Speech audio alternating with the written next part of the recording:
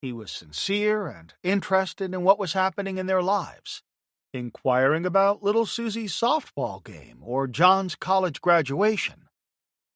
Little wonder the plant's turnover was near zero, and they had a long list of people waiting to join as older workers began to retire. It was clear to us that whomever we recruited would have very large shoes to fill. Not only did they need to understand the machinery as well as Fred, but would also need to be as approachable and personable. We concluded the Milwaukee plant would show well. We could almost guarantee that all the potential candidates we contacted and brought forward in the search would be curious enough to do a drive-by and inspect the plant's exterior before saying yes to a meeting. They would only be encouraged to proceed. Michael said we should ask potential candidates if they had driven by the facility as a qualifier while doing phone screens. Great idea, I thought. It made sense that anyone who hadn't done at least that much before speaking with us after receiving the position profile and CCB could be running away from something rather than being drawn toward a more positive opportunity. It was a red flag to watch for. I was convinced Fred's opportunity would be strongly coveted. The job description Fred had given us was spot on. He'd put a lot of thought into it, and it was accurate. From that moment, we knew for sure the reason the search failed the first 2 times was the hands-off restrictions of the other 2 firms. Fred's a smart businessman. If he'd been made aware of this potentially limiting factor, I'm certain he would have contracted a boutique search firm and we never would have met. Lucky for us. During both our visits with Fred in Los Angeles and then Milwaukee, we were impressed. We were learning more about him, his company, and the position we'd been contacted about, and as we again picked apart the job description line by line, things just kept getting better. But we were just beginning our learning process.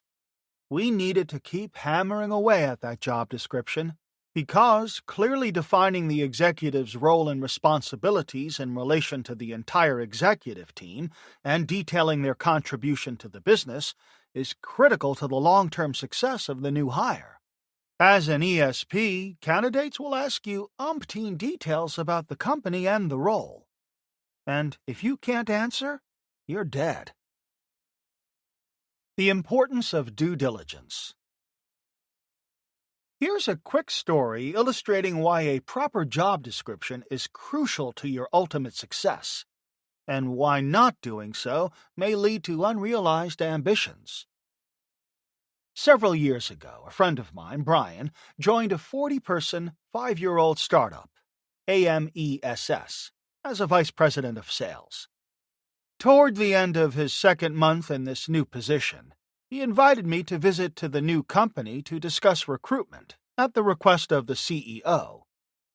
Brian introduced me to the CEO with great fanfare and then excused himself. I turned my attention to the CEO to say something when he said, "I want you to find me a replacement for Brian. He's not working out." Apparently, after just 2 months, Brian was a huge disappointment. I sat down more than a little stunned and keeping a straight face as the CEO explained in great detail the pain and suffering they had experienced staffing the role. The CEO spoke for several hours, interspersing his monologue with quotes from Crossing the Chasm and Good to Great.